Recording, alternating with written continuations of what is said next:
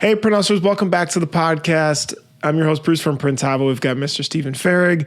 Bruce is currently has a cold.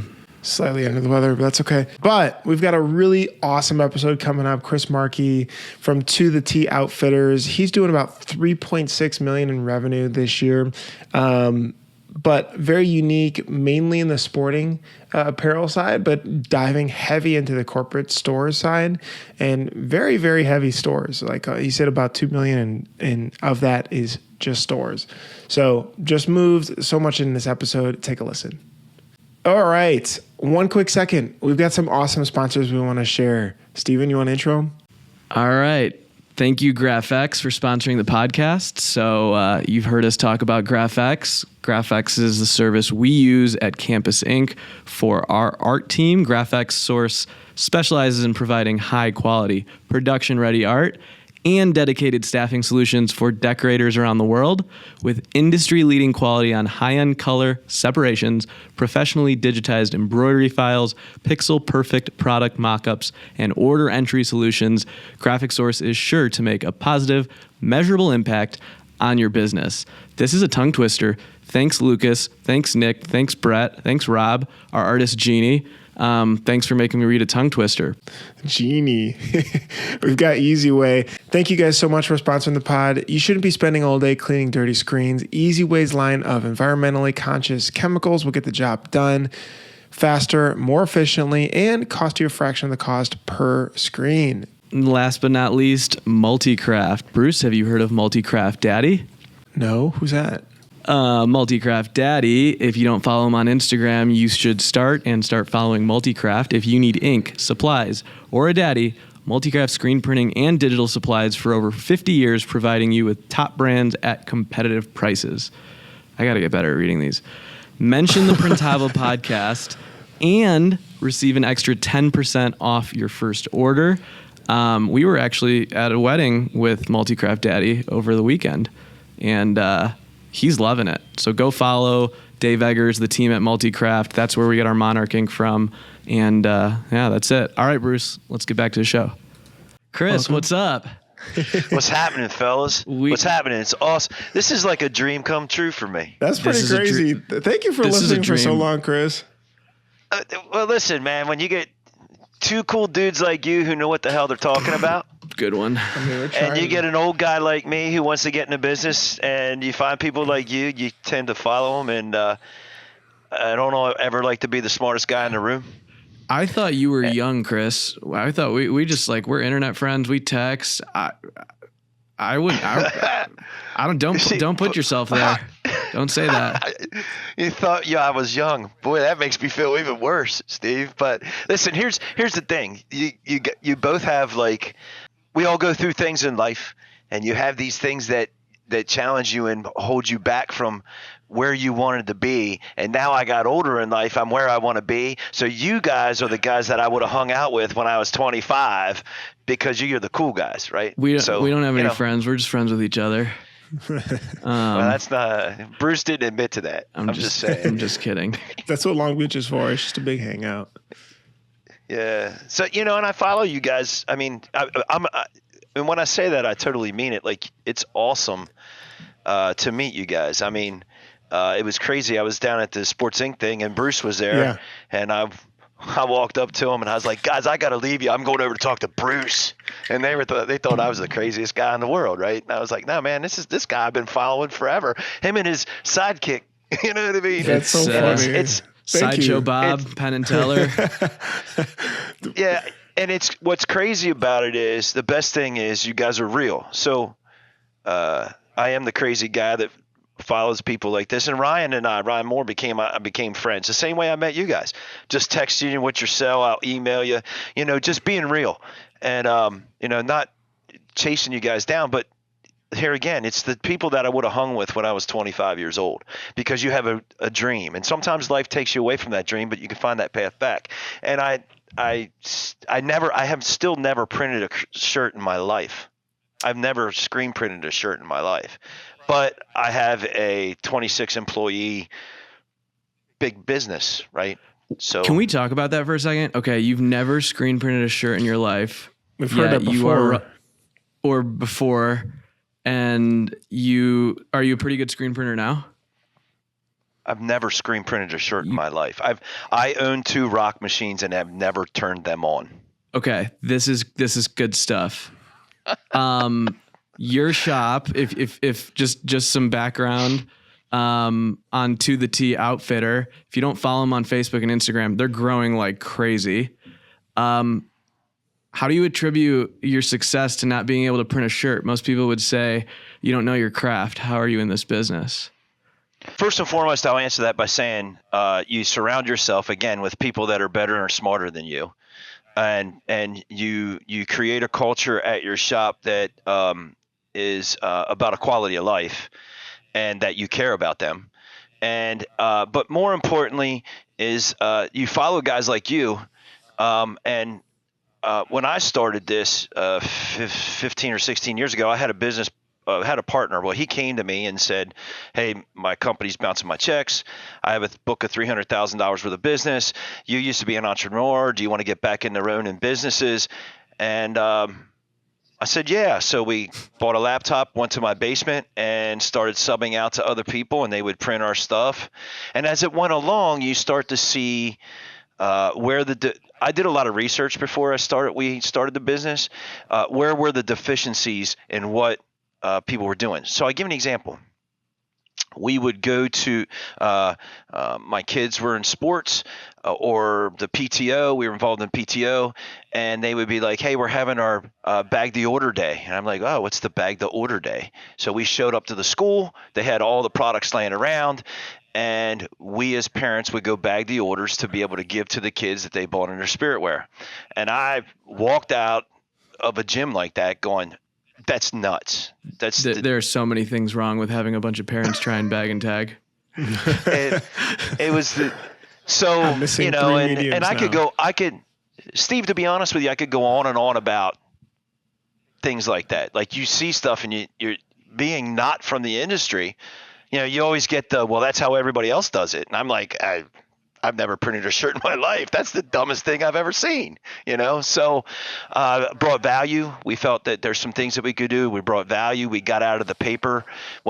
We started with total team uniform ordering, and then kind of went from there. On the online store side? Yeah. Got it. We immediately got off paper. We were only on, I want to say I started using Tuo in 2008, 2009. Wow. So maybe. You were using online stores in 2008. Wow. I mean, there was barely. Yes. Holy cow. Yeah. So what happened was we collected the papers. We got the checks. I'd go to the bank. The bank complained because there were staples in the checks. We would bag stuff up in paper bags. My office manager, her husband, there was only 2 or 3 of us at that time. Me and my wife, we'd each take an order home. We'd separate it on the couch, eat our dinner, bag it all up, and send it out the door. And I was like, there's got to be a better, because we would have to count each paper. And my wife's a banker, but she'd look at me and go, this is dumb. There's got to be something out there that, you know what I mean? So I did a little research online, found a company, started going from them, and then it kind of went from there. So as far as the growth of our business, to go back, Steve, and how I didn't print, I was too busy looking at all the other stuff. You know what I mean? But I wanted to know about it. So 7 years ago, I guess, I said, I'm tired of using other people and them controlling me. I'm going to print this stuff myself. Now, a lot of people would probably go the other direction. And I said, I am going to control the print, which controls the time frame, which controls a lot of things. Why was that shift, though? Like, was it a dollar thing, saying I want to make more, or I want to control the quality, or what? Quality, turn time. When you start your business, and here again, I'll go back to, we looked at what are some of the deficiencies. Some of the deficiencies with screen printers is they were telling people when they were going to get the product done. They weren't asking, when do you need it by? So I come from a marketing side and in sales in all my life. So when do you need this accomplished? And then work back from there. You would go into a screen printer and it'd be like, it'll be 3 weeks. So then people had to start getting in, people, because everybody did that. Oh, that's what everybody does. They would go and say, all right, I got to call them a month ahead of time and we got to start getting this. Well, when you start coming in the market and you start saying, look, I'm 2 weeks, and then the other people that print for you can't do that, it turns into, I'm going to do it. And then I said, how do I do this? And I started watching videos on screen printing machines. And I said, I'm not doing manual. We're going to go what I feel might be the top of the line or close to it. I mean, we can argue all day long. I just know that the graphics guys, all you cool guys, were into those rocks, and Ryan Moore was like a rock star, and I'm thinking, man, I want to party with this guy. Clip that. You know what I mean? Clip that. I'm sorry. No, clip that and send that to Ryan. He'll love that. Well, Ryan's listening to this right now. He's totally rocking out. So. And to be honest with you, he's another, like, I met him at the ISS show in Long Beach. I mean, and we throw like stuff back and forth, like quotes and stuff. So it goes back to people like that. So I started watching his videos, and then it's funny. I'm talking about GraphX right now, who's Lucas. Lucas sold me my original Rock stuff. I bought all my stuff from Rock, and it worked for us, and it was good. And then we bought more, and then, you know, I just bought a Saudi 8012. I mean, Wow. I'm down this road and I haven't even used that thing. You know what I mean? Like, I'm buying all this stuff and I don't touch it. Well, I'm not allowed to touch it. Like, they don't, the people. So if they ever see me buy a machine, they always go, what are you doing? Can you go?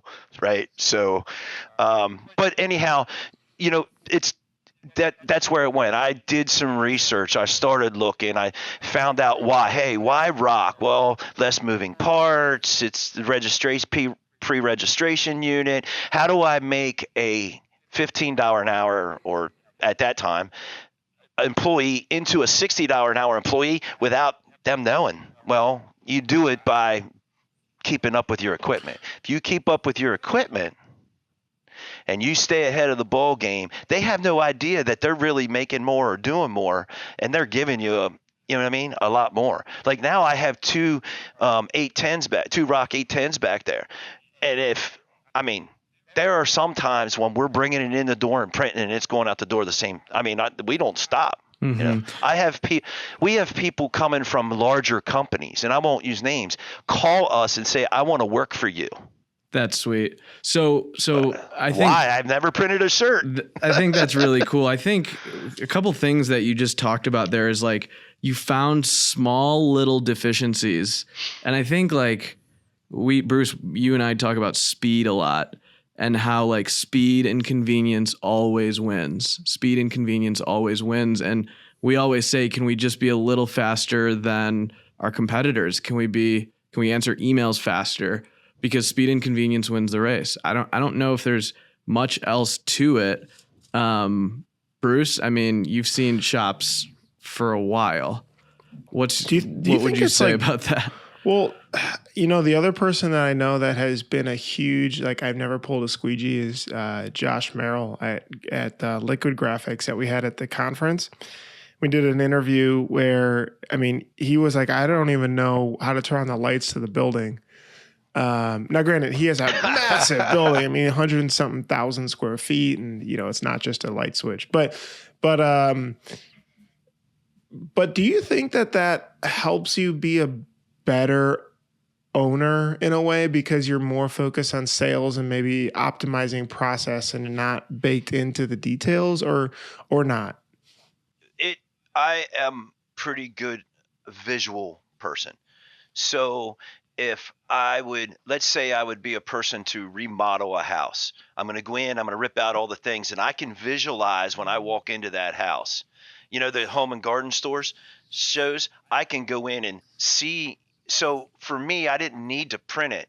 I could visualize it being done. So for me, that was, photographic memory, visualize. So for me, that's the easy way to do it. And so if like we just moved into this facility, okay, and when I bought this facility, it wasn't what I want, but I visualized as I walked around when I bought the facility how it was going to be, and so for me, and I don't know if I'm answering your question right, is I don't need to do it. I can visualize it, and then as we go along, they tell me, well, that it can't be done that way, Chris. We got to move it this way, or we got to move it over here. But it's still part It's a of the collaborative vision. thing. It's still They say like in a business you need visionaries and you need integrators, right? And I think the differentiating factor is like you're so much of a visionary that like you'll find people to integrate for you. I guess talk about the finding people to do stuff for you. Do you have a lot of processes in place and like classroom setup of like, this is how we do this is how we do that? Do you spend a lot of time having people teach then? Because like, you can't have a bunch of visionaries, how does that work? One of the places we fall short, and not because we don't want to, it's because we just fall short, is in teaching of the processes. We're in the middle of getting Snagit and putting our processes on video or on paper, and our training process. And what is that? When you move into when you decide to scale.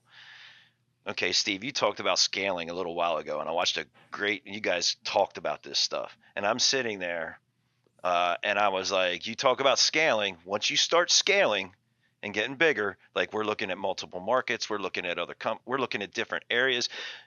When you start doing that, you have to have processes. It is McDonald's. You got to walk out of one building and walk into another, and the process does not change. It's what's funny. I should have had Jed on here too, because Jed talks about campus sports, where our old company has a taco stand, and then he talks about Taco Bell, or a sandwich shop and Jimmy John's, right? Like they both make sandwiches, right? But when you start acting like Taco Bell, the Crunchwrap Supremes come out the same way every single time, right? No matter what Taco Bell you go to. And so I think it's interesting, like, does a business owner necessarily have to, like, when do you feel like you're like, oh my God, we need process? Was it early on, or like, when did it hit you over the head where like, shit, we need this or we're going to crumble? All right. So 2007, before I went, and I'm going to say this, and I'm not going to say a name. I'm just going to say I realized in 2007, if I was going to get my own shop and buy my own equipment, that we needed a shop management system. So that was our first foray into processes. Now, the program we used, we didn't. It's one of those things when you open it up and just want to start playing the game. That was us. Instead of implementing certain parts of the program, we just opened it up and said, man, let's go. Oh, and then Chris, would you mind saying what it was? Because this is like 2008. I was graduating high school then. We started using Fast Manager. Okay, cool. Okay, so here again, we put it on our computers and went, wow, we put a customer's name in, save. Oh, we put this information, but we didn't know what that went or where that went or why. But we knew how to set up tasks, and this would tell this machine to do this and that machine to do that. And I'm like, yep. So I got that 3 or 4 months before we made the move and bought the equipment, right? And I hired people and brought them in my little 1,000 square foot shop because I didn't have any, you know what I mean? And they would work in there and be working on the stuff so that when we did move into the new building that next January, we already knew how to use Fast Manager. The only thing we need to do is where we put the equipment and how's the process going to look from coming in the door, printing the stuff out, and going around the shop. That was it. We already knew how to use the system. Well, we didn't use it correctly. We used it as a video game, but we did learn to use it better down the road. And I'll be honest with you, there's in my business, and I'm going to give them a shout out. Tammy Kern and Chuck Bavis were my first two employees after my business partner got out. And they're just huge. They've been immense to what we do here. And now that we have different departments and different managers and they're reporting to different people, it becomes even further. But all along, those were the two that started with me that have been loyal to the day as long. They had to deal with Chris Markee and his stuff, and they put up with it and they made it work. And they're as much of a part of this as I am. Chris, how do you take care of, because I think like every shop has those couple key employees, the lifers that you want there forever, that are going to crush it for you and treat your business like it's your own. How do you keep them happy knowing that you've got your foot on the gas and you're like, grow? What do you do as just like a leader, a manager to keep them happy? So we started a lot of stuff. Initially it was like we did in the summer, just a couple of years ago, I started thinking about, Steve, like these key players, but also all the other employees. The key players, they just wanted to be a part of it. And I think both Chuck and Tammy, it is about the money, but it's not about the money. I think they'd like to be able to go out and go, we started here and went here. They're as happy with where we are and as proud of where we are as I am. That's awesome. I give you, they might not be bought into how the owner of the company acts at times and that they have to put up with it, and they might not like it, but they stayed. And those two have been here probably 12 years. Wow. 13 years.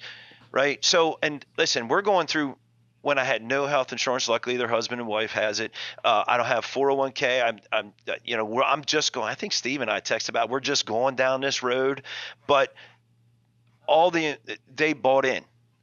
And I couldn't be more fortunate to have two people like that. Like, I wouldn't be here. Mm-hmm. It's hard to find those people. They put up with all the little idiosyncrasies and the stupidity, and they put it all up with it. And though they may say it behind my back, I know if I pick up a phone, they're going to come running.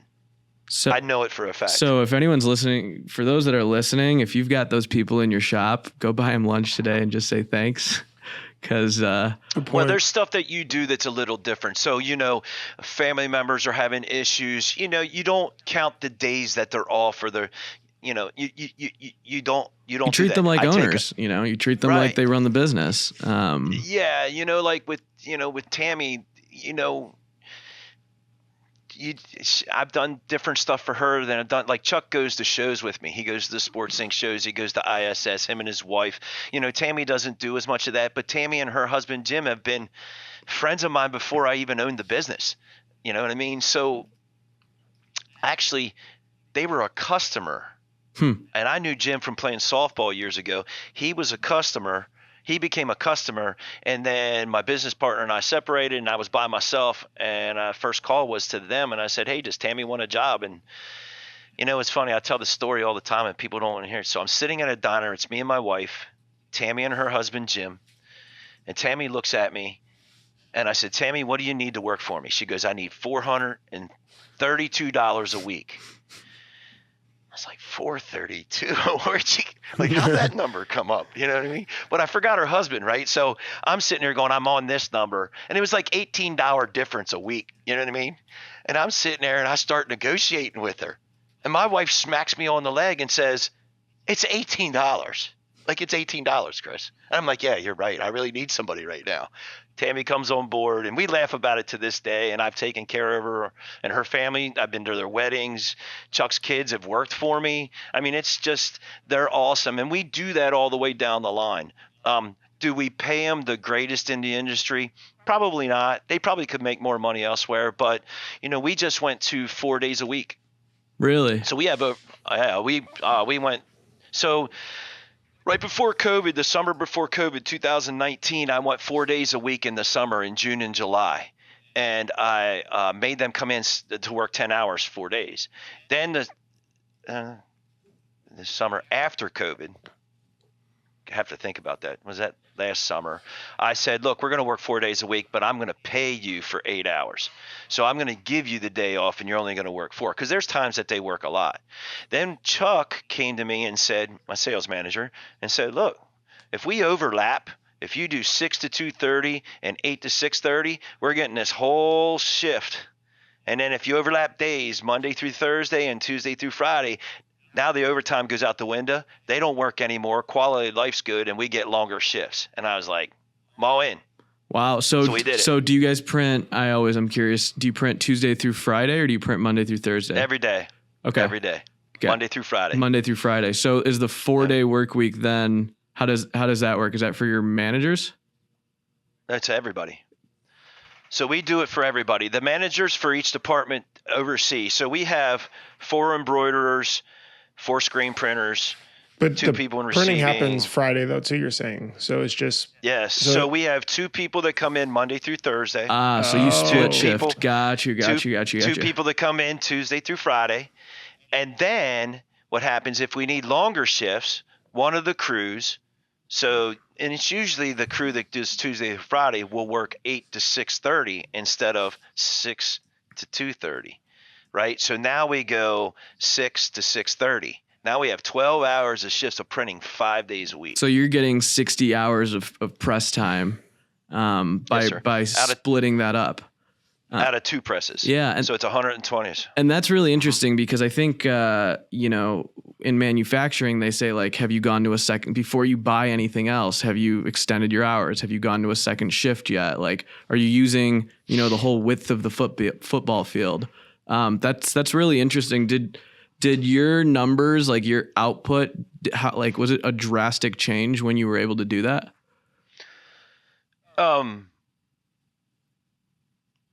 We have to keep up at times, meaning we have to sell more. Gotcha. So, this is part of you guys asked me about procedures and processes and counting.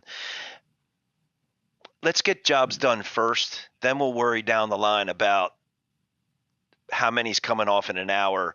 Like, Steve, I know you're a numbers guy, boy. Like, I feel like sometimes you're the Jeff Bezos of the world, and you're going to break it down to like minuscule minutes and stuff. I don't do that. I want to get it right, and get through what we need to get through, and then start piling it on and see where that point is. Right? That's actually, that's a really insightful thing, because we were talking to someone and they were talking about how it's nearly impossible to really dial in all of the variables in a print shop to try and figure out every single number, that it really comes down to like, how much money are you contributing to that day? And like, are you able to gross more than the day cost you? What is the return on my investment for that? So if it cost me $1,632 for those guys to be in for that day, how much did we print, and what was the dollar value, or what was the profit from that? Mm-hmm. Okay. And go from there. You guys are a big profit first guy. Okay. That, to me, what I just said there is a little bit about profit first. So, hey, what is my cost? What is this? How do you take that number and how do you use it to, you know what I mean? Now, are you going to get that every day or every week? Or no, but over the long haul, if you take that bell curve and turn it into a straight line, you can control your business costs. You can control your business more, and you can do more for your employees, which is huge to me. You know what I mean? Like, to be able to do more for your employees. I mean, I just came off of COVID. We were fortunate I bought a new building. I did all this. I gave everybody raises. I mean, like, pretty substantial. Like, I'm not going to go out and fight for employees. Mm-hmm. What's crazy about it is everybody's fighting for employees now. Word gets out pretty quick. Now people are calling me. Hey, do you have a job? Can I get some? Like, I don't really have to go out. I'll put it out there, and next thing you know, because our employees don't want to work with, like, if they're giving a referral, they don't want to work with people that they don't like, right? Because they know what the process is. They know how it is. We come in, we get stuff done, we go home, we enjoy life. Do you have employees that measure some of the like big picture numbers for you, just as like how much volume we did, per week, just so you kind of have a number in your head? Do you what are the numbers that you look at, like the big picture stuff? Because I think that's there's probably some key numbers that like make you sleep at night or keep you up at night. What are those? Well, on the processes side, Steve, I think that's something we're getting to. Mm-hmm. So we broke down 4 days a week. We have managers for each different department now. We're helping them or we want to help them or help them get better with training to be better managers, to look at all these things. Down the road, we'll start letting them access the numbers and then know what that is. But I mean, like, you as a business owner, what number do you like to see? So like sales, total sales for today. I'll give you an or- example. Is like, I like to see like my volume per week. Like, how much did we gross last week? You know, are there specific things that you look at, or do you wait till the end of the month to look at? Like, what are the big numbers like you just like to be conscious about? Well, just like you, every day I look at sales, but I always look against last year. So obviously during COVID it was different, but I always look against last year, and then I always look at gross profit margin. Because listen, if my gross profit margin's right, then everything else is on me. So because there's most of the stuff outside of underneath the gross profit margin is stuff that I can control, or it's more controllable. Okay. So I look below that. So if my gross profit margin's where I'd be, and if not, why? Why haven't we done that? Has sales started to sell stuff because they feel they got to give stuff away? We're fortunate that we don't, we have some things in place that allow us to do good pricing because we're involved in some organizations that we get good, really, really, really, really good pricing. But we also, I don't take that difference from that either, Steven. So I still just look straight gross profit. Now, yeah, and then I look at bottom line. You know, obviously, if the owner could spend too much. I made this move. I spent a lot of money. Probably this is going to be a year where I go, what the hell happened? And I look at the stuff and, well, I moved into a new building. I didn't have this. I didn't have that. And I just went and spent some money. And so there's always a reason for it. But my numbers have been pretty consistent. So in 2007, when we went to our own screen printing, I was doing about $1.2 million, right? We're going to be $4.5 million at the end of this year. Off 2 autos. Damn. Off of 2 autos. Congrats. That's awesome. Yeah, $4.5 million. That's huge. Yeah. What's the mix of that? Because you talk about being in Sports Inc. and if people haven't been there, because it is a pretty tight knit group. And correct me if I'm explaining this wrong, but it's a couple hundred shops that mainly sell a lot of sporting goods and apparel, and then you get to be a part of the group, which means you get special pricing on, the Adidas's and Nike. It's a buying group. It's a buying group. Yeah, it's a club. It's a buying group. It's like, one of my customers owns an appliance store, and they have 1,900 appliance stores that buy through, and they get special pricing. Gotcha. It's a buying group. So 100% of that sporting? They have outdoor and. Or of your business, of that $4.5 million, is that, all? No. Or I'm gonna be $4.5 million. We probably did 3.6 this year, I guess, 3.6 million. Okay. We'll, but and you say, wow, that's a big growth, but I just hired other reps. So I'm forecasting out that that's what it's going to be. And it might be more than that. So so Steven asked about numbers. Okay, there's your numbers. I look out and go, this is what it's going to be based on these reps that I brought on. And I already know, and it's been better than that so far. So what's the category breakdown then? Is it 100% sporting? And you've asked. Yeah, you keep asking that, and I keep dancing around it. So we're probably about 37.5% corporate. I don't look at this every day, but it was like 37.5 corporate. But we banged on some big corporates. We've done some things. The gentleman I spoke to before we did this show, I was bringing up some of the things that we did that grew our corporate. And school business has always been it's always going to be a big one for us. How much of the sales are online stores? We did right close to $2 million in sales online stores, and we bag and tag everything and ship it. And we don't do it like some shops. I don't know the big word for it, where you order it online. It's a T-shirt. They print out the order. They print the T-shirt on a DTG and they send it fulfillment, print on demand. We don't do fulfillment or a print on demand. We don't do any contract printing. Everything we do is our customers. Gotcha. The reason we do that is as I don't see any benefit of printing a shirt for somebody and making $2.40 and they're making 10. To me, that's like I don't know. Well, you talk about sales reps, right? A lot of shops, the reason they'll start contract printing or start getting into it is because they need sales, right? Talk to us about your model, because you're obviously big in teams. How many reps do you have? How does that work? We have a total of 6 reps. We have three on team. Okay, so we're in pods. We work in pods. So we have a corporate side pod, which is a junior sales rep, a senior sales rep, and what we call sales assistant or sales associate or sales support associate. And then on the team side, we have a sales support associate and 3 reps, 1 in Maryland and 2 here, and then 1 in Hanover, or 1 in York, 1 that does York and Hanover. And we're adding more in Maryland. We're adding more in Hanover, and we're going from there. So they work in pods. They handle all their own accounts. They have laptops that they can work from home or they can come into work. They put all the orders in through the system. We order stuff, we bring it in, we print it, and we get it out the door. We are now going to delivery, where locally we'll probably start delivering all the orders to people. And here's what it is. When you start getting a little bit bigger and you start putting these things on the table that you can do, it becomes tough for other people to compete against you. So if I'm delivering product, if I'm getting beat by 50 cents, they're going to be like, but Chris brings it to my door. I pay it online. The art comes, it's convenience. Like, it goes back to the gym where I was separating orders. Now we pull up, we separate by grade, we bag it by order, and they go in and they go to the 5th grade wing and they walk down through the home rooms and they just stick it in each room for the kids and it's done. How's your the basketball team? We do it by team. The coach walks in, we hand it to the coach. The coach goes around to his players, Smith, Jones, Thompson. Thanks, guys. They don't have to do anything. Is your sales reps, are they base plus commission model or pure commission? Yes. Base plus commission. Mm-hmm. And do they go ahead, Bruce?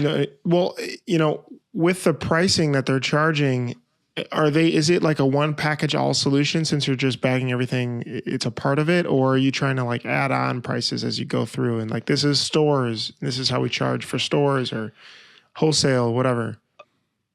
This goes back to some of the stuff I talked about, looking at the numbers and all that. And I always said, look, if you do your job right, like our pricing is like, if you go on some of the sites we do, our people will tell you our pricing is really good. Now, granted, being in a buying group does help. Okay. But it also allows me to eat some of those charges. So whereas everybody would be polybagging stuff, or they'd be bagging stuff and they're going to charge you for it, or they charge $5 to put a name on the back, I don't need to do that.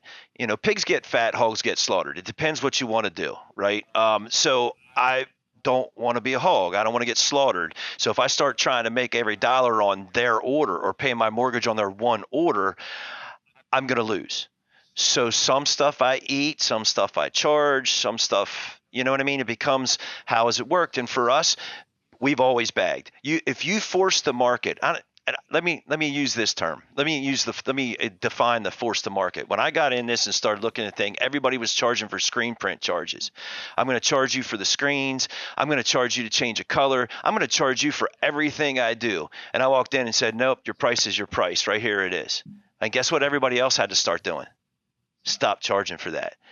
Because I negotiated with the people that were contract printing for me. I said, look, I'm not going to charge that. I don't need you to charge that for me. Charge me a little bit more on what you're going to charge me. So if it's $250 a shirt, charge me $275 a shirt. You make a little more money, but it takes care of all that stuff, right? And I put it in the cost. And then when Johnny, who used to sell the stuff, walks in the door and be like, hey, why'd you take those orders away from me? Well, I don't have all these. There was $150 worth of charges. My order was $212. So $375, half of that was your charges. So I put the onus back on the other people that were charging them, and ran my business efficiently and effectively, that I didn't have to charge it.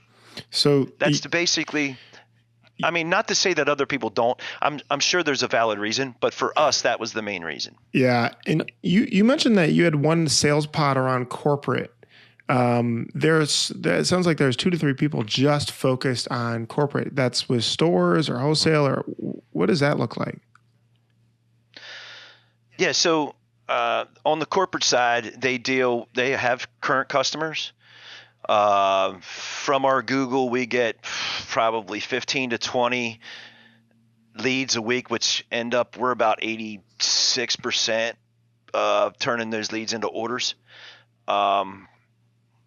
So you've got a hard sales pipeline. Like you run a sales organization, you know? Yeah, you didn't mention all these KPIs before, but you're clearly watching them. I watch it a little He bit. said, I don't really know, 86.5%. Do you use a CRM like a Salesforce or a HubSpot or something for your sales guys? No. What I do base it on is I can pull each month. I can pull who reached out through our Google, who reached out through our website. I can look at that, and then I can go in and pull the orders, and I do it by hand. I check it every month. Gotcha. That keeps me, Steve, in the game. It keeps me vested. Mm-hmm. Okay? I mean, people could hand me reports. I think it keeps me vested. So why aren't we 97%? Why are we only 86.5%? So do they make sales? Do they make commission on repeat orders, like maintaining the account, like every time the sale comes through, or is it like only the first time they get the sale? How do you keep them happy? We're in the process of changing some of that, but essentially as we were growing, was you have your base, your number from last year for your quarter. We add 10%. We say if you beat that number, you get X. If you beat it by 10%, you get Y. And they're on a base. They get a base salary, which is it's a pretty good salary. So it's less commission, more because they do those repeats, and we are a huge repeat shop. Gotcha. Okay, so I want to get the growth. Now we'll probably have to get away from that because when you start getting a rep that's doing 1.5 million and ask him to do another 10%, they're going to be comfortable. It's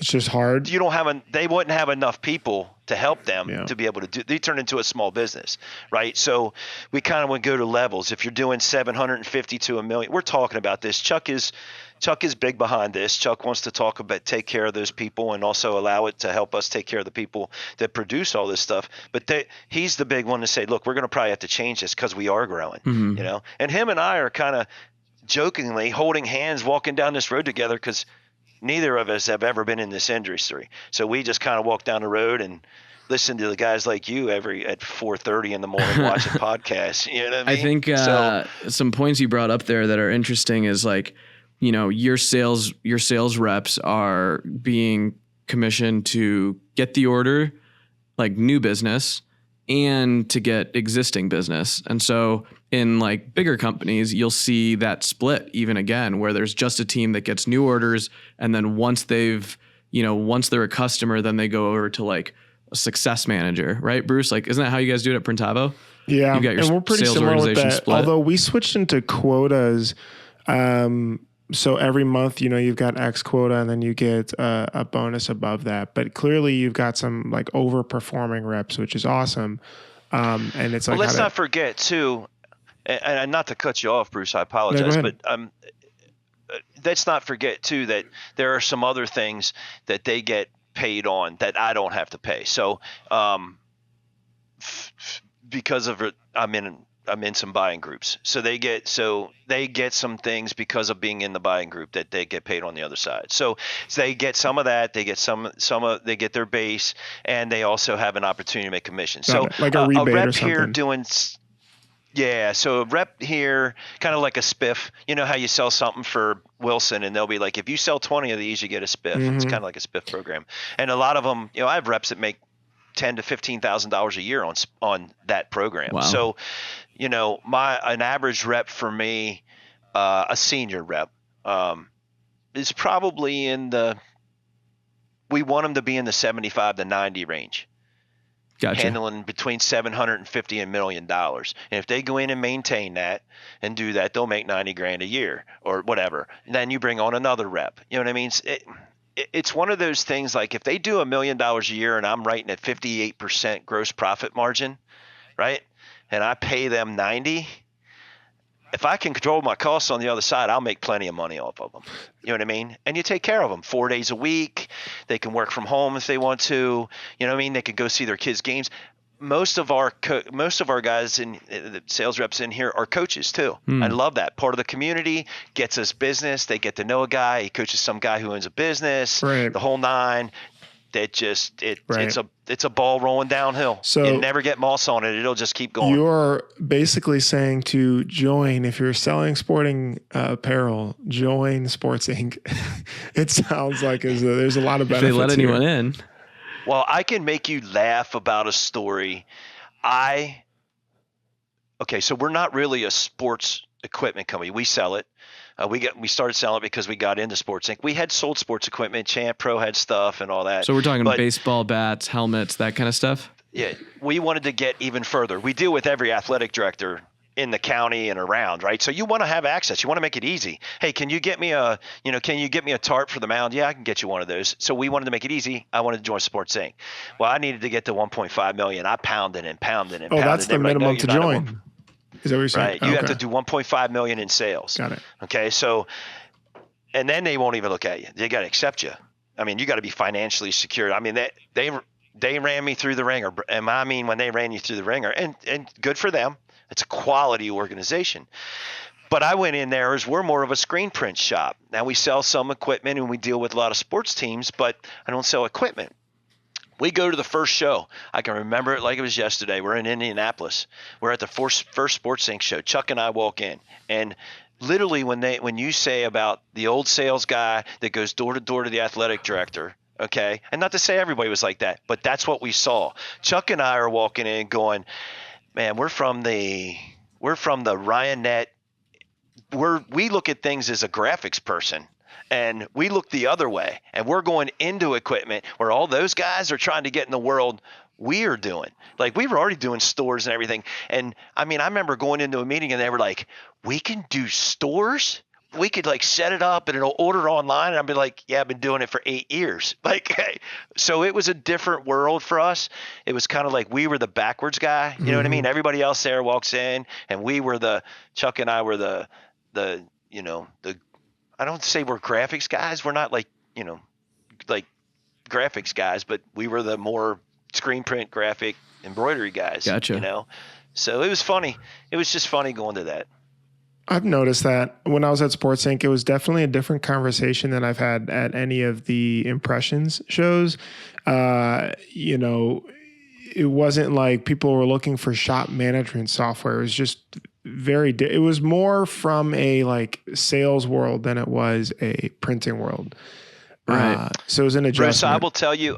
Bruce, I will tell you, I got just recently in San Antonio, I got invited to a meeting where they were talking about that. And the meeting turned from what they were talking about at the product to everybody in the room asking me 10,000 questions about having stores and how do you do it with your reps and how do you bag and tag all this stuff. Right. And I'm like, well, you got to invest and you got to get people. And to me, it was like, really? Like, you guys aren't there? Like, that's not new for us. We've been doing this for a while. Right. You know what I mean? Yeah. So I think we've been pounding the pavement with stores, even on the podcast, and just, if you're not selling online already, figure out how to do it. There's so many easy tools. I think what's interesting is you were first to market in a space that wasn't filled with e-commerce yet, meaning like in 2008, 2010, there weren't very many solutions. And now there are, which will make it tougher, right? I guess like talk to us a little bit about, because you work with because you're in the buying group, like Adidas, Under Armour, whatever. How does it work with is it as easy as buying from S&S, or is stock like a nightmare? Like, cause you're buying like specialty items, right? There's two things that are in that question, Stephen, and I'll answer, I feel, and I'll answer both of them. One, you have to learn, if you're in a specialty industry like that, you have to learn the product. So we initially started we had a rep, Pat Stafford, who works for us. We had a rep who all he was going to do is sell to athletic directors and sell equipment. Well, real quickly, we figured out we were fighting over nickels and dimes. And I have never been a business where we fight over nickels and dimes, right? If I fight over nickels and dimes, dollars are flying over my head, okay? So we quickly got out of that. Pat went into corporate, and our sales reps that now work with team are familiar with a lot of the products and the different ways to how to sell them or what we're selling. And but we're not a BSN rep. There's that word, everybody, BSN. But we're not a BSN rep. But I will tell you, we compete a lot against BSN, and we win a lot, and mainly because of turn time, the control that we talked about. Right. So the other side of that,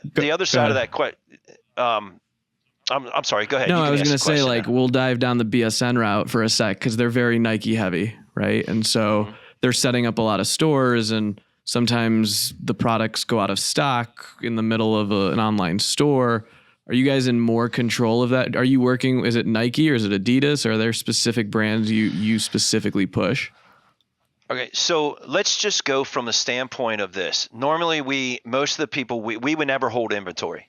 Okay. Now, I would buy Under Armour and I would buy Adidas to bring it in stock to meet the requirements of being in Sports Inc. and to be a team player. They do a lot for me.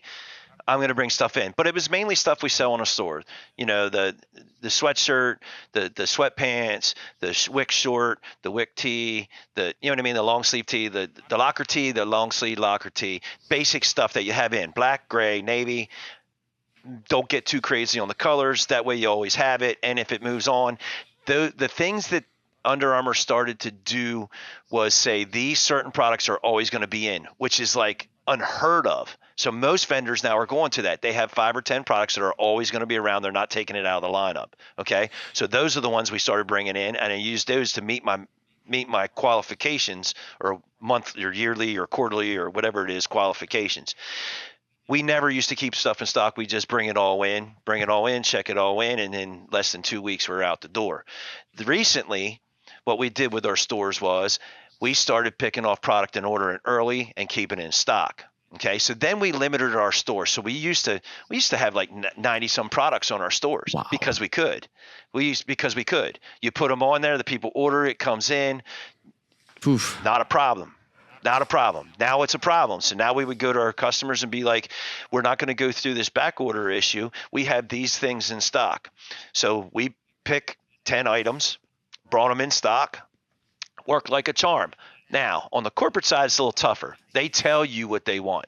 Hey, we want this on there. So our communication on the corporate side has had to be, listen, it's not in stock. They pushed the date out a month. So we're going to refund you, because most corporates either give a gift card or something that the employee can reuse or whatever, or we go right back on the credit card for the employee. But we could control that a little quicker and be done with it. So we have, and here again, I'll go back, Chuck set this in motion, and we followed through with it, and it worked great for us. I feel this is probably going to be the last season, this spring season, that we may have to deal with this, maybe fall, but I see stuff getting better. It's still like certain sizes and stuff. Yeah, so like that's interesting. We don't allow a product to sell on we don't do back orders. We will refund them instantly, because dealing with a back order is the biggest pain in the neck. I mean, it is the worst. We went through it. Worst possible thing, like selling something that's out of stock. We went through it, Steven. It was painful. Yeah. And I just made a decision one day to say, we're not doing this anymore, because it would be crazy. I mean, and I know you guys know, but it would be crazy. You would order a product and it would be 10,000 pieces across the board. You come in the next morning and they'd have an email say, we don't have any in stock. And I'd be like, how is that even feasibly possible? But people were buying up product and doing that. So we've changed some things, Steven. We've changed it to your philosophy. And down the road, we will change it. What we have done is we don't allow them to even exchange it. We used to allow them to exchange it to something else on the order. Okay. Which wasn't that bad, but we're getting away from that also. Yeah. I think like narrowing products. There's actually a company called swag.com. And one of their value propositions was we will curate the products and we'll pick the best products for our customers, meaning the ones we can get in stock. And that's only what we're going to sell. And by narrowing those products, like you just don't give the employees that many options. I mean, we're even going to our online stores where we don't put a brand. It'll be like premium soft spun or pigment dyed, just so that we don't get ourselves in a pickle when, something's out of stock. So it's a never ending battle. It's I was wondering how you were doing it, Steven, because it's crazy. We have gotten through it. Let's just say I feel we're on the other side. I'm speaking for myself. maybe you all Are feel you a big differently. Richardson hat buyer? We sell a lot of every hat company. Gotcha. Okay. I feel any hat, because of the influence of flex fit, is gonna be an issue. Okay. And that when they beat Nike, that was it. When they beat Nike in court, they basically rule the world. Everybody wants to rule the world, right? And I think that was their ticket. And I see I think Cap America does a phenomenal job. I think they're coming on the market. A lot of the guys from Pacific left and went there. I think We buy there's Otto a lot now. We really like Otto. Yeah. Legacy Hats is right in our backyard. They want to get in the market, but they're too caught into that I can't get the product in. And, so I want to go back to the inventory thing, and hopefully I answered that. Did I answer that for you, Stephen, a little bit? Yeah. Because you were like, hey, do you bring stuff in, or Yeah, do you? totally. And listen, there are some things that we have done crazy. I think I told Bruce the story about, you asked how we market. I told Bruce the story of how we did a box. Simple cardboard box, put our logo on it. We put an all-made T-shirt with a one-color logo on it. We put a mug in it and a mask. And a lot of people would just walk in and drop it off and say, hey, can you give that to the person who makes the decisions? Well, I think outside of the box. So when I said With no, a box. Yeah, with a box. How about a paradigm? I'll use that word. I think outside the paradigm. So I took that box and we started either walking in and going on LinkedIn and knowing exactly who the person is. Hey, Susan asked me to drop this off. Can you take this? Yeah. And then, or we send it UPS or FedEx. And even though it cost me a little bit of money, right? We send it UPS or FedEx and they'll never open it. They walk in and put it right on their desk. So what happens? They open the box and it's there and they're going to read everything, especially when you give them an all-made shirt, right? That goes back to everybody has 5 or 6 T-shirts that they wear in their shirt. And if you can get in that, then they start marketing for free. So it costs me $7 to send that shirt out, and they're wearing it every third day when they're walking around the giant grocery store or something. That's kind of our philosophy. And when they see you, they say, I still love that shirt. Yeah. Oh, yeah. And which can I happens get a lot another with one? the all-made ones. Yeah. Yeah. Well, another crazy thing is if you follow us, or if people you'll see me post stuff that says it's what we do.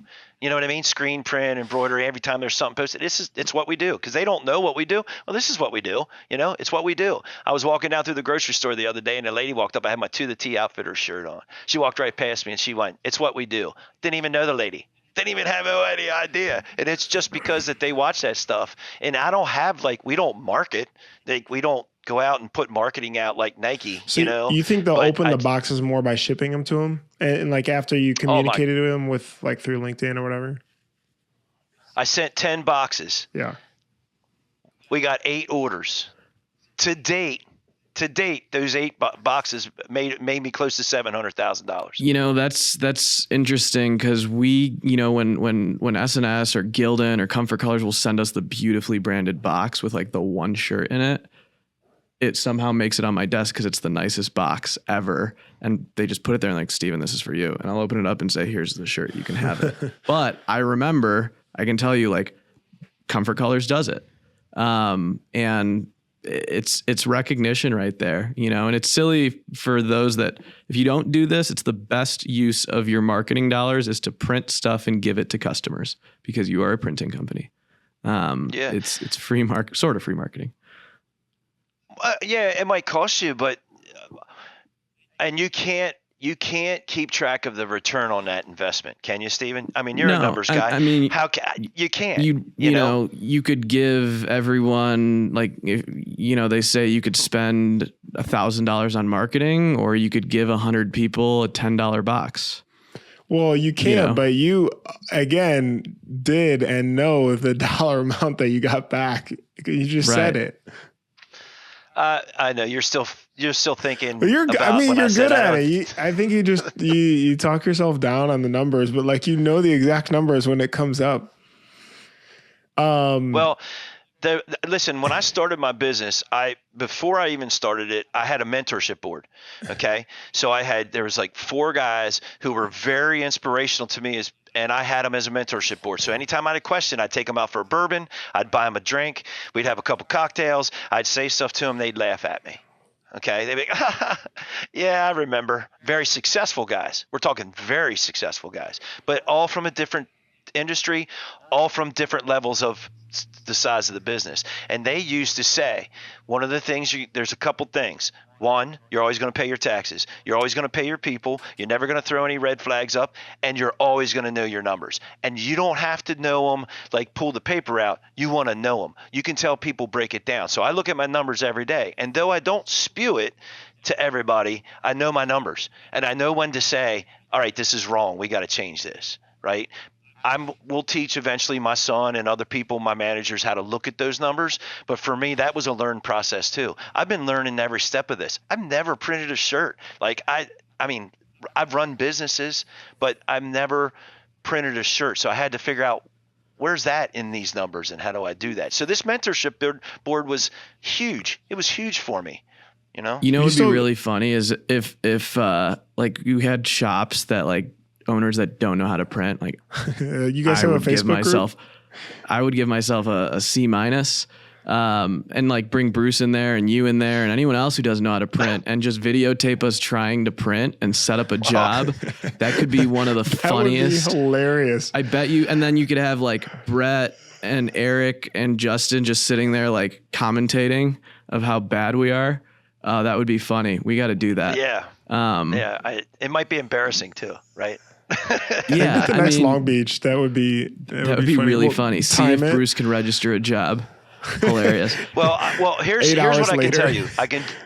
I can do all the art. I can rip all the art. I can use the PRU unit. I can put it on. I expose. I can clean it out. I can tape it. Now, if you ask my screen printing manager if I can tape off the screen, well, he's going to tell you no. I think it looks like a Picasso when I'm done, but he says abstract. That it's not. Yeah, right. Yeah. So he doesn't think it's good. But once I can't put it in, I don't know how to the micros and all that. I mean, Ryan Moore told me in a video that those micros were awesome, so I believed him. You know what I mean? I said, micros. It has micros. So when people come in and they ask me, I always go, yeah, man, this got micros on it. Like you can really adjust this stuff. I have no idea what they watch are. Watch it on YouTube, you know?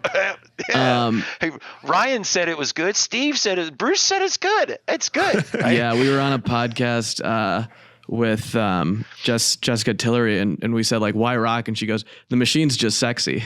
Like, I don't know what to tell you. You know, so true. So true. People walk in and they go, wow, a big green spider, but that color is hot. It's hot. It's funny. It's hot. It is. Hey, this has been a pretty good episode. Is there something that we haven't asked you that would be interesting, you think, since you've been a listener for a while too, or shocking or anything? No, the only thing is we moved into a new facility, and I think one of the things you guys need to touch on, like you have some great people on and you learn a lot from them, but I think about moving. Nobody has ever addressed, I mean, literally, and you know me, I watch all this stuff. I couldn't find a podcast about the challenges of moving, and because we moved. So when we moved, January 26th, we started the move. By Saturday, that was a Wednesday. By January 28th, we were all in, set up, had all the machines set up. Daryl Kubler from Markee came in with his crew, ripped it all out. But the stress and setting up the machine and making sure everything is in line and how to get it. Maybe a show for there's nothing on there because we all try to forget it. I don't need those were dark days. Oh man. But yeah, that's a great idea. Cause you guys you're now at 18,000 square feet. What were you at before? 8,500. Wow. That's a so huge over jump. Doubling your footprint. But there's so many things people don't think about. Power, water, power, sprinkler systems. Yeah. Like, they walk in and go, hey, sprinkler system, do you have an alarm for that? I'm like, it's in the back. I don't. 3-phase, single phase, filtration. Here's what I know, and I'm fortunate that my wife's cousin is an architect engineer. So when we walked into this building, he basically said, you have everything you need. Plenty of power. You're 3-phase. They even have a transformer over there that knocks it out to 480 if you ever went down the road and needed more. You had all this bus system, which is an electric system that's supposed to be a lot of money, and I have it in my building. The sprinklers, the heating, the whole nine. Like sorry, I got to – my Tammy, the lady I spoke about, just handed me a check and said, you got to sign this. So anyhow, the whole quick. move was so then I didn't even look at the amount, but I will later, Steve. So basically the whole thing about the move is, going to the people that you trust the most to tell you that this is good. Is it going to be perfect? Is it going to be exactly like, no? If you're a perfectionist, then doing a move or trying to do things, I feel sometimes they're wasting time on it. But I think a lot that you learn in a move helps you teach you about your business even more. Chris, one question. You got the Saudi laser. Were you direct to screen before this or no? So welcome to the club. That's the direct to screen is the best thing in the world. You bought the most expensive laser. Why did you choose that? Okay, so, I did a lot of research and they were talking about wax and this and that. And there's a guy right over in Lancaster that Bruce went to his shop, Screenprint Select. And he does a good job of video, and I think I like him. I think it's cool every day. He walks in and shows the big truck and filled full of stuff. But he got one of those, and I was like, all right, to me, that makes sense. I have a lovely lady named Misty that she takes care of all of our screens. Considered really part-time. She's off like 4 months a year, but when we get a little slower, the guys take care of it. When we're busy, she comes in and does all that. And I saw her wash screens, and I saw her use the PR unit, and I was like, look, we're getting away from that. And here again, my MO is I go right to the top. So I made a bunch of calls. I called Lucas. I called, and they all talk about how great the machine is and that it's legit. Like there's no questions. So I bought that, and I bought their new dual coder. So I bought those two. I bought a Dane 200 reclaim unit to clean. So, Chris, do you finance equipment or are you buying cash? Yes. Both? Yes, I do both. Yeah. So, most of the time I'll finance it, so there's a little more control too. I see, like, especially in this situation, I will finance it. I have the cash to pay it, but I will finance it to keep my vision, to spend a little more money. Because if you go spend it all, then you have nothing left to pay that off. So I have an idea, I get it financed. Am I going to have to pay a little bit sometimes? Like I have a Pi loan so I can buy equipment. So I have this chunk of money and I can go in and segment off little sections of it and buy equipment. So I do that, and I can do it for any term 1 to 5 years. So I can do 1 year or 2 years or 3 years. I can tell them it's fixed or floated, depending. So in some of this I didn't recently, because the rates are changing, I didn't float the rate. Okay, right. I fixed it. And even though I'll have to pay a prepayment penalty because they gave me the fixed rate, if I want to pay it off early, it's like 1%. So it's like $200. Does a team like that unit though? The Saudi LTS? We haven't even got it out of the box yet, but I can tell you, we've watched enough videos and seen this thing work in person. It is unbelievable. I mean, we've seen it. We haven't got ours out yet, but they know. They know. They're like chomping at the bit. Like, so this is another thing. They're also extremely excited because they don't have to clean screens anymore because we have a reclaimer. They don't have to, like, it's, you can drag and drop right in the machine, that's a lifesaver. You know what I mean? It's a game changer. Yeah. And so I could either have a boat or a house at the beach, or I could take care of my employees and make sure they have the best equipment. Boat or a Saudi LTS. Well, but here's the thing. That will pay me down the road. Okay. Right, now I just got to stay in shape and lose weight like my wife says. And you know what I mean? Make sure I don't, do the things that die, but it'll pay for itself. And I own it, and it's an asset.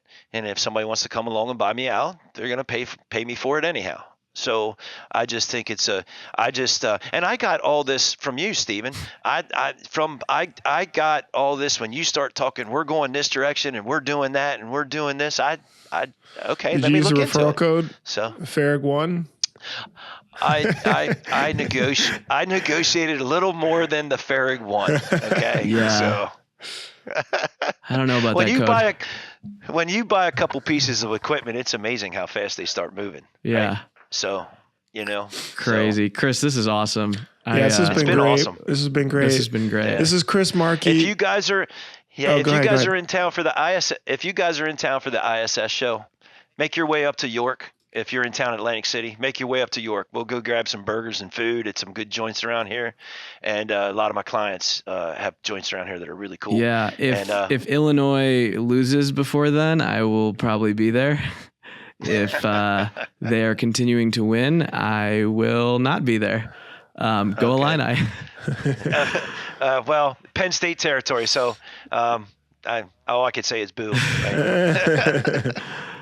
Hey, thanks, guys. Thanks for having me. This is Chris Markee from To the T Outfitters. Thank you guys so much for listening to the Print Hustlers podcast. We'll see you in the next episode.